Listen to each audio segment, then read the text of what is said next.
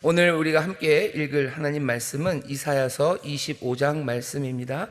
성경을 펴주시고 또 효행복 교재도 펴주시면 좋겠습니다. 이사야서 25장입니다. 이사야서 25장 12절까지 있습니다. 우리 한 절씩 교독하실 텐데요. 제가 먼저 읽을 거고요. 12절 마지막 절은 다 같이 한 목소리로 봉독하도록 하겠습니다. 여호와여, 주는 나의 하나님이시라. 내가 주를 높이고 주의 이름을 찬송하오리니 주는 기사를 옛적에 정하신 뜻대로 성실함과 진실함으로 행하셨음이라. 주께서 성읍으로 무더기를 이루시며 견고한 성읍으로 황무케 하시며 외인의 궁성으로 성읍이 되지 못하게 하사 영영이 건설되지 못하게 하셨으므로 강한 민족이 주를 영화롭게 하며 포악한 나라들의 성읍이 주를 경외하리이다. 주는 포악자의 기세가 성벽을 충돌하는 폭풍과 같을 때에 빈궁한 자의 보장이시며 환난당한 빈핍한 자의 보장이시며 폭풍 중에 피난처시며 폭양을 피하는 그늘이 되셨사오니 마른 땅의 폭양을 제함같이 주께서 외인의 화나를 그치게 하시며 폭양을 구름으로 가리움같이 포악한 자의 노래를 낮추시리이다. 만군의 여호와께서 이 산에서 만인을 위하여 기름진 것과 오래 저장하였던 포도주로 연회를 베푸시리니 곧 골수가 가득한 기름진 것과 오래 저장하였던 맑은 포도주로 하실 것이며 또 이 산에서 모든 민족의 그 가리워진 면박과 열방의 그 덮인 휘장을 제하시며 사망을 영원히 멸하실 것이라. 주 여호와께서 모든 얼굴에서 눈물을 씻기시며 그 백성의 수치를 온 천하에서 제하시리라. 여호와께서 이같이 말씀하셨느니라. 그날에 말하기를 이는 우리의 하나님이시라. 우리가 그를 기다렸으니 그가 우리를 구원하시리로다. 이는 여호와시라. 우리가 그를 기다렸으니 우리는 그 구원을 기뻐하며 즐거워하리라 할 것이며 여호와의 손이 이 산에 나타나시리니 모압이 얼음물 속에 초계의 밟힘같이 자기 처소에서 밟힐 것인즉 그가 헤엄치는 자의 헤엄치려고 손을 펴같이 그 속에서 그 손을 펼 것이나 여호와께서 그 교만과 그 손의 교화를 누르실 것이라. 너희 성벽에 높은 보장을 헐어 땅에 내리시되 진토에 미치게 하시리라. 아멘. 감사합니다. 우리가 이사야서 25장 말씀 함께 읽었습니다. 효행복 교재를 좀 펴주시죠. 거기 보면 제목이 있습니다. 우리 제목만 같이 크게 읽어볼까요? 시작. 고난 중에도 찬양해야 하는 이유. 다시 한번요. 시작. 고난 중에도 찬양해야 하는 이유. 좋습니다. 요절 말씀은 1절입니다. 우리 1절만 또 한 목소리로 봉독하겠습니다. 여호와여, 주는 나의 하나님이시라. 내가 주를 높이고 주의 이름을 찬송하오리니 주는 기사를 옛적에 정하신 뜻대로 성실함과 진실함으로 행하셨음이라. 아멘. 좋습니다. 효행복 교재 96페이지입니다. 우리 천천히 함께 읽어보시겠습니다. 혹시 안 가져오신 분들은요, 귀 기울여서 잘 들으시면 되니까요. 잘 들으시고 또 교재에 있으신 분들은 함께 목소리를 내서 읽도록 하겠습니다. 시작. 고난의 순간에도 하나님을 찬양하는 것은 쉽지 않다. 그러나 계속되는 심판 예언으로 고통스러워하던 이사야는 본장에서 하나님을 찬양한다. 우리는 이사야의 찬양을 통해 고난의 순간에도 찬양해야 하는 이유를 배울 수 있다. 첫째로 하나님께서 구원 계획을 성실히 이루실 것이기 때문이다. 이사야는 그동안 이스라엘의 심판과 열방의 심판을 선포했다. 그리고 본장에서는 세계의 교만한 도시를 향한 하나님의 심판을 선포한다. 계속되는 심판 말씀은 이사야의 마음을 어둡게 하였다. 그러나 이사야는 하나님께서 마침내 이루실 인류 구원 계획을 바라보고 찬양을 드린다. 그날의 열방은 하나님의 산 시온에 올라 죽음에서 구원받은 감격으로 찬양할 수 있게 된다. 하나님이 구원받은 백성의 눈물을 씻어주시고 기쁨의 잔치를 열어주시기 때문이다.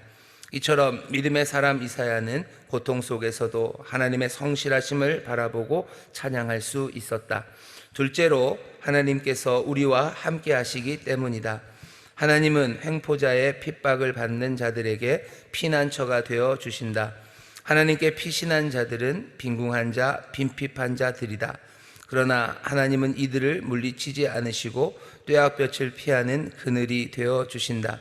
이처럼 하나님은 성도가 믿음을 지키기 위해 고통당할 때 우리의 피할 곳이 되신다. 하나님은 고통의 순간에도 성도와 함께 하시기 때문에 이 믿음을 가진 자들은 어떠한 환경 가운데도 찬양할 수 있다. 구원자가 되신 하나님은 어제나 오늘이나 우리와 함께 하시는 좋으신 아버지이시다. 고난의 때에도 함께 하시는 하나님을 바라보며 찬양의 고백으로 믿음의 행진을 하자. 아멘. 아멘. 심판이 선포되는 그 가운데도 이사야는 찬송합니다. 하나님을 높입니다. 우리가 하나님 앞에서 또 하나님과 함께 걸어가는 사람들입니다. 하나님이 하시는 일들을 보면 찬양하지 않을 수 없고요, 늘 주님을 높일 수밖에 없습니다. 기뻐하며 감사해야 되는데, 오늘 이사야서 25장에 보면 우리 효화형복 교재에 나온 이야기를 잘 기억하시고요, 정말로 하나님이 행하신 일을 보면 찬양할 것에 대한 기대를 하시고, 또 혹시 좀만 더 25장에서 우리에게 주는 몇 가지 교훈이 있습니다. 한 두 가지 정도만 말씀을 나누려고 합니다. 여기 보시면 그렇게 되어 있어요. 주를 높이죠. 주를 높이고 1절 보시면 주의 이름을 찬송한답니다. 지금 하고 있는 일은 하나님이 심판하시는 일이에요. 하나님께서 이스라엘을 심판하시고 세상에 있는 모든 열국들을 심판하십니다.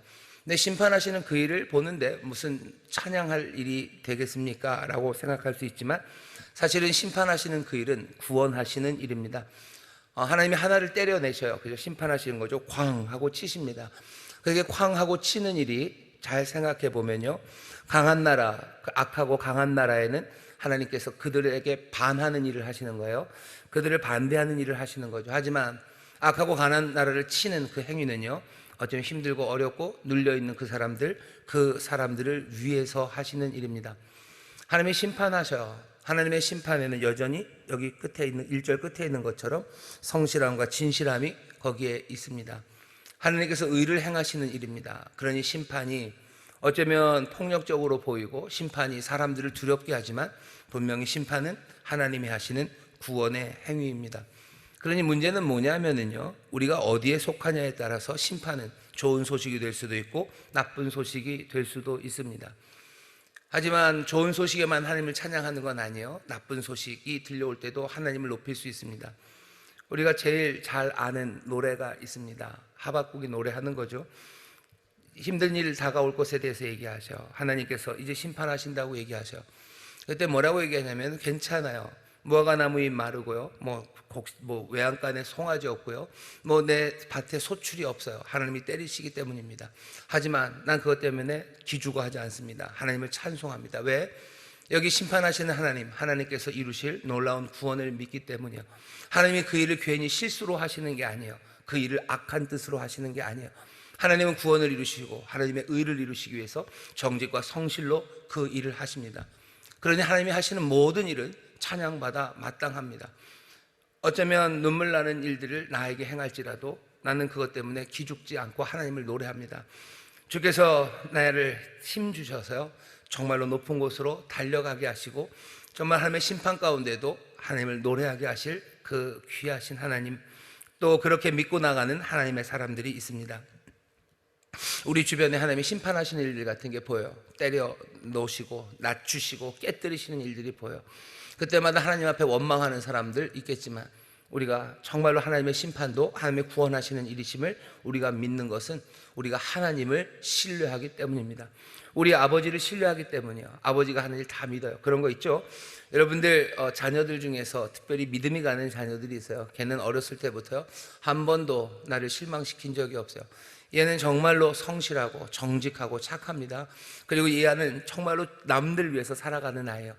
걔가 하는 일이 어떤 때는 이게 뭐지? 얘가 왜 이러지? 라는 생각이 들어도요, 어느 정도 그 아들 녀석 믿을 수 있습니다. 제가 저렇게 할 때는 분명히 좋은 뜻이 있는 거예요. 제가 저렇게 할 때는 분명히 좋은 이유가 있는 거예요. 그러고 믿죠. 하나님은 얼마나 우리가 믿는 아들보다 훨씬 더 비교할 수 없을 만큼 정직하고 성실하십니까? 정직하고 성실하시고 은혜가 많으신 하나님이 하시는 일이에요.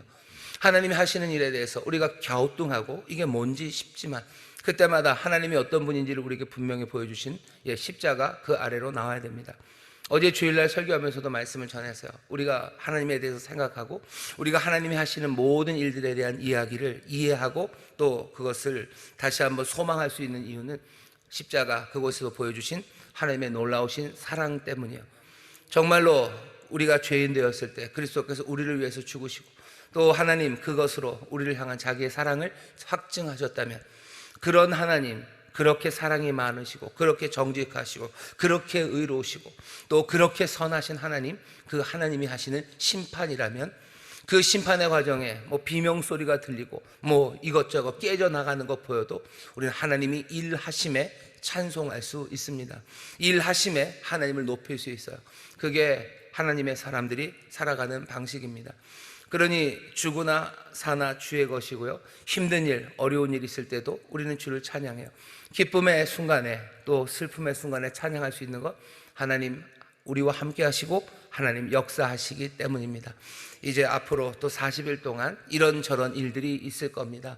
어쩌면 하나님 역사하셔요. 쉬지 않으시는 주님이셔요. 쉬지 않는 주님이 어쩌면 심판의 일을 행하실 때라도 그 심판에 하나님의 손길이니 구원의 행위임을 기억하시고 주의 앞에 감사하시고 또 주를 찬송하는 우리 모두가 되기를 주의 이름으로 축원합니다. 그러니 항상 기뻐하라고 하시는 것 같아요. 쉬지 말고 기도하라고, 범사에 감사하라고. 그럴 수밖에 없는 게 우리의 인생입니다. 왜냐? 우리가 그 하나님과 함께 살아가기 때문입니다. 자, 심판은 구원하시는 일이에요. 그 구원하시는 일이 어떻게 나타나나 보시죠. 여기 보시면 여기 하나님께서 분명히 깨뜨리십니다. 2절 보시면 주께서 성읍으로 무더기를 이루시고 견고한 성읍으로 황무케 하시고 외인의 궁성으로 성읍이 되지 못하게 하사 영영이 건설되지 못하게 하셨으므로, 하나님 분명히 때리셔서요. 때린 건 그냥 때려서 낮춰놓고 비참하게 만들려는 그 목적만 있는 건 아닙니다. 3절에 보시면 강한 민족이 주를 영화롭게 하며 포악한 나라들의 성읍이 주를 경외하리이다. 그냥 모든 나라들을 낮추려는 것, 낮춰서 뭐가 그게 좋습니까? 하나님 교만한 사람들을 낮추시는 것, 의를 이루시는 일이에요. 하지만 하나님은 그거보다 더 좋은 것들을 원하셔요. 뭐냐면 그렇게 낮춰진 자들이 하나님을 인정하고 하나님을 경배하는 자리로 나오기를 원하십니다. 하나님이 그냥 바라시는 건 모두가 다 소망 있게 살기를 원하시는 거예요. 정말 하나님의 복을 누리기를 원하시는 겁니다. 하나님이 때리실 때라도 그래요. 멸망시키신 그 성읍이 그걸로 끝장나게 하시려는 게 아니에요. 그 성읍이 하나님을 인정하고 경배하는 그곳으로 나오기를 원하시는 겁니다. 하나님의 선하신 뜻이 우리에게 분명히 보여지기 시작할 때, 어쩌면 하나님이 나를 때리시고 나를 낮추시는 시간에 내 삶을 부르시는 하나님의 선하신 뜻과 그 음성을 우리가 듣기 시작해야 합니다. 나를 낮추실 때가 있어요. 나를 진토로 내리실 때가 있어요. 내가 만들어 놓았던 모든 것들을 무너뜨리실 때가 있어요. 그건 그냥 나 못살게 굴어서 하나님이 고소해지시려고 하시는 게 아닙니다. 다시 하나님을 경배하고 하나님을 예배하고 하나님 앞에 나오는 그 삶, 그 삶을 위해서 하나님이 그렇게 행하십니다. 또 내가 깨닫는 것 중요하고요. 우리 주변에 하나님이 낮추시는 사람들이 있어요. 하나님이 심판하시는 것처럼 때리시고 낮추시는 사람들 보면 여러분들 그분들에게 뭐라고 위로해야 됩니까? 뭐라고 권면해야 합니까? 그냥 옆에서 그냥 안타까워서 왜 그럴까 하고 있을 거는 아니에요. 여기 이 말씀처럼 다시 한번 하나님 인정하고 하나님 경배하는 곳으로 나오고 주가 낮추시니 이제 또 겸손한 자 올리시니 그 능력의 손 아래로 나오라고 우리가 서로 권면하고 또 그렇게 위로해야 합니다. 하나님의 말씀 오늘 우리에게 들려옵니다. 하나님께서 주시는 이 말씀대로 하나님 앞에 끝까지 소망을 두어야 할 줄 믿습니다.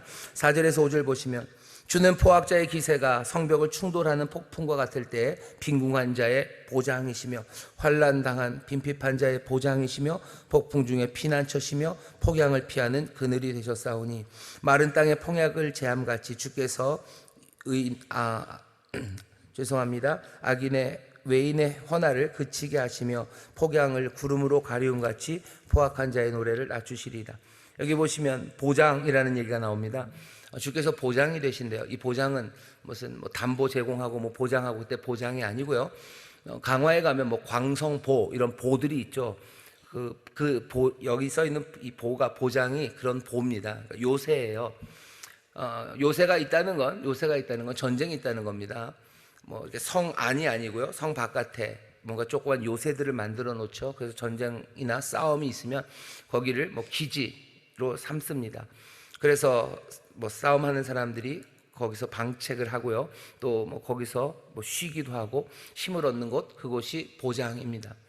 하나님은 우리의 보장이 되신데요, 여기 환난 날들, 어려운 일들이 생깁니다. 그냥 아무것도 없는 편안한 날들이 아니에요. 그냥 높은 성 쌓아서 그 위에서 안전하게 거하는 삶이 아닙니다. 싸움이 진행되고요, 그래서 지치기도 하고 상하기도 합니다. 하지만 그런 세상에서 하나님은 보장이 되어 주신대요. 우리의 삶에 어려운 현실들이 있다는 이야기입니다. 싸움이 없는 게 아니에요. 싸움이 있습니다. 암울하고 힘든 현실이 있습니다. 하지만 그 힘든 현실에서도 하나님은 피난처가 되어 주시고요, 또 정말로 그냥 확 가리면 그늘이 금방 생겨요.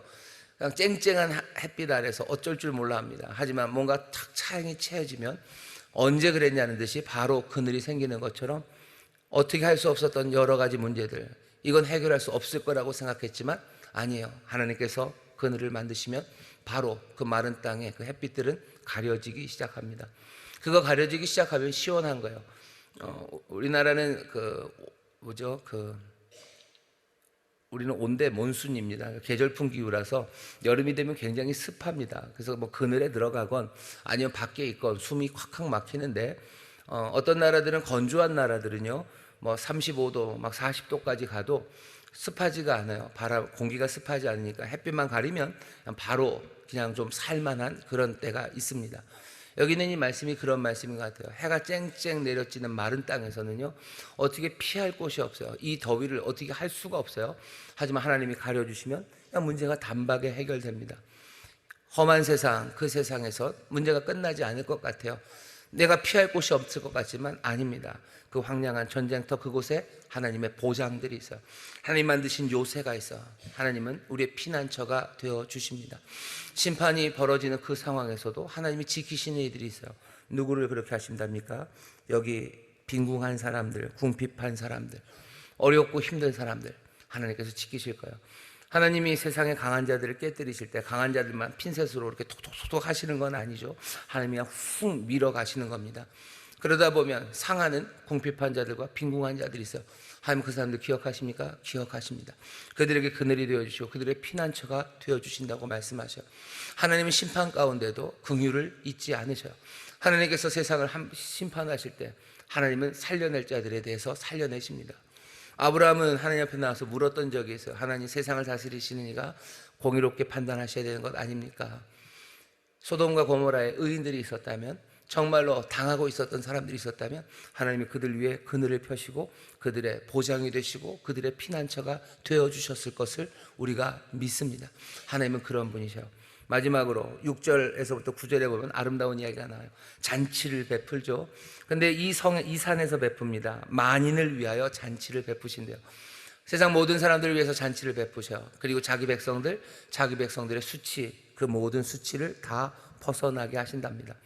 6절부터 9절 보면 너무너무 좋은 일이에요. 와, 정말로 하나님이 이렇게 잔치를 베푸시고 만인을, 모든 사람을 부르셔서 이제 회복하게 하시나 보다 하는 생각이 드는데, 제가 6절부터 9절까지 다시 읽겠습니다.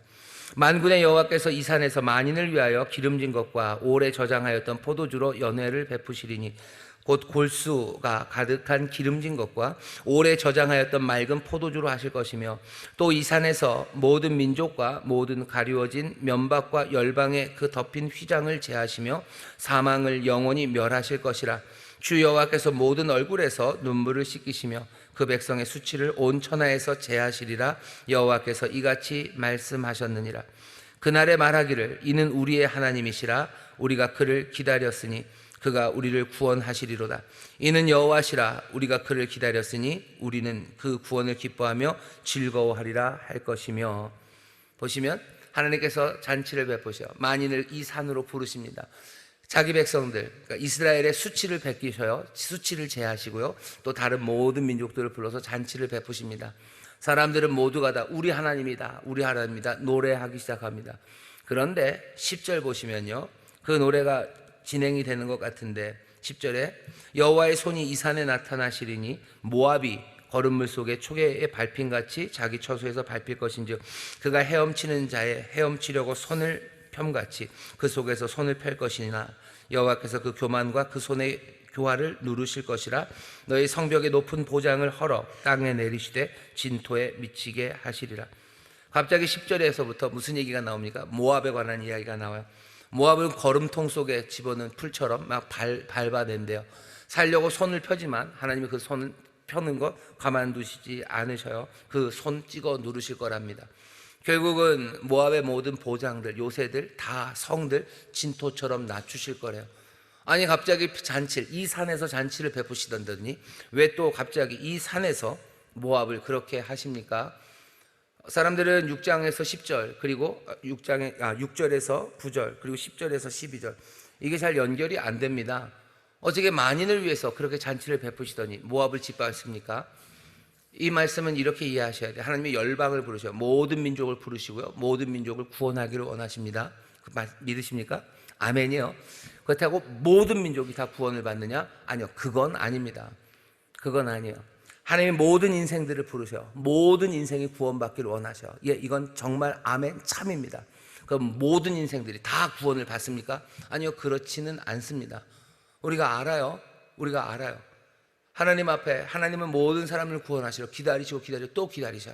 하지만 그렇다고 해서 모든 사람이 다 구원받는 건 아닙니다. 하나님이 심판하시는 자리가 있을 거고요, 거기에서 하나님이 둘로 나누실 거예요. 양과 염소를 나누실 거예요. 우편 오른편을 나누실 거예요. 영원한 생명에 들어갈 자와 영원한 별에 들어갈 사람 하나님이 나누실 겁니다. 하나님이 열방을 부르시죠. 열방을 부르시고 모든 민족을 복 주기를 원하셔요. 하지만 정말로 모든 민족이 복을 얻는 건 아닙니다. 여기 이런 사건이 벌어져요. 어떤 이들은 그 하나님이 베푸신 잔치와 수치를 몽땅 다 제하시는 그 복된 자리에서 하나님과 함께 잔치하고 즐거워할 겁니다. 하지만 그 잔치의 반대쪽에서는 오물통, 거름통이에요. 우리 식으로 하면 똥통에 빠져서요, 그냥 짓눌려 그냥 낮아지는 그 민족, 그런 사람들이 있다는 겁니다. 분명한 대조예요. 그러니 우리에게 요구하는 거죠. 어떤 결과를 원하냐는 거예요. 어떤 길을 가겠냐라고 묻는 겁니다. 이 민족이, 하나님이 이 민족을 향한 사랑에 있습니다. 하나님 우리를 긍휼히 여기십니까? 예, 여기십니다. 분명합니다. 하나님 우리 민족이 구원받기를 원하십니까? 예, 그렇습니다. 하지만 그렇다고 해서 우리 민족이 반드시 구원받습니까? 그건 모릅니다. 하나님 앞에서 이 민족이 이제껏 잘 살아왔는데요, 아니요, 이제껏 잘 살아왔어도 하나님 앞에서 깨진 사람들이 얼마나 많습니까? 하나님이 슬퍼했던 사울처럼 그렇게 슬픔 당하는 민족이 왜 없겠습니까? 호국 보훈의 달입니다. 나라 민족을 위해서 기도하죠. 하나님 우리나라 사랑하십니까? 예, 사랑하십니다. 하나님 우리나라가 정말 하나님의 복 받기를 원하십니까? 예, 맞습니다. 정말 맞습니다. 하지만 하나님이 그렇게 모두를 부르시고 이 민족에 은혜 베푸신다 할지라도 이 민족이 이 험악한 길을 걸어간다면 우리는 어쩌면 거름통에 빠진 사람들처럼 우리가 손 높이 들어서 살려달라고 하나 그 손을 찍어 누르시는 그 하나님의 손을 맞이할 수밖에 없는 그런 상황에 갈 수도 있습니다. 다시 한번 기도하셔야 돼요. 생명의 길을 걷는 이 민족 되게 하여 주옵소서. 기도해 주시고 정말로 하나님 베푸시는 잔치, 하나님 주시는 기쁨을 누리는 이 민족 되게 해달라고 여러분들 간절히 기도하셔서 정말로 우리 사랑하는 모든 형제 자매들이, 우리 사랑하는 이웃들이 하늘의 복 누리는 그 산에서 하나님과 함께 잔치하는 그런 이 민족, 우리의 이웃들이 되도록 여러분들 기도하시고 또 말씀 전하시고 또 생명의 본이 되어 가시기를 주의 이름으로 축원합니다. 기도하겠습니다. 하나님 감사합니다. 이사야 25장 귀한 말씀을 주십니다. 이 땅에 하나님의 심판의 손길, 아버지, 그래서 무너지고 깨어지는 것 우리가 볼지라도 우리가 주를 찬송하는 것은 주께서 그 가운데도 연약한 자들을 살피시고 또 그 심판의 일을 통하여 하나님의 성실과 정직함을 우리 가운데 드러내시기 때문입니다. 그 심판을 통하여 하나님이 구원의 역사를 이루시는 줄 믿사오니 주여, 주의 손 보일 때 주를 찬송하는 이들 되게 하여 주옵시고 아버지 하나님, 정말로 주의 산에서 함께 주와 함께 잔치하는 민족, 아버지 잔치하는 삶들이 되기를 원하오니 성령님 우리를 진리의 길로 또 기쁨의 순종의 길로 인도하여 주옵소서. 아버지 하나님, 광야 40일이 때로 새로이 시작됩니다. 새 결심, 아버지 하나님 새 기쁨으로 주 앞에 나왔으니 이제 앞으로 40일 늘 주님 안에서 아버지 이전 어느 때보다도 하나님 정말로 기름 부으심 가득하게 하여 주시사 주여 정말 마음에 있는 것 쏟아내게 하시고 하나님이 응답하시는 놀라운 기적을 보는 40일이 되게 하여 주옵소서. 감사드리며 예수님 이름으로 기도하옵나이다. 아멘.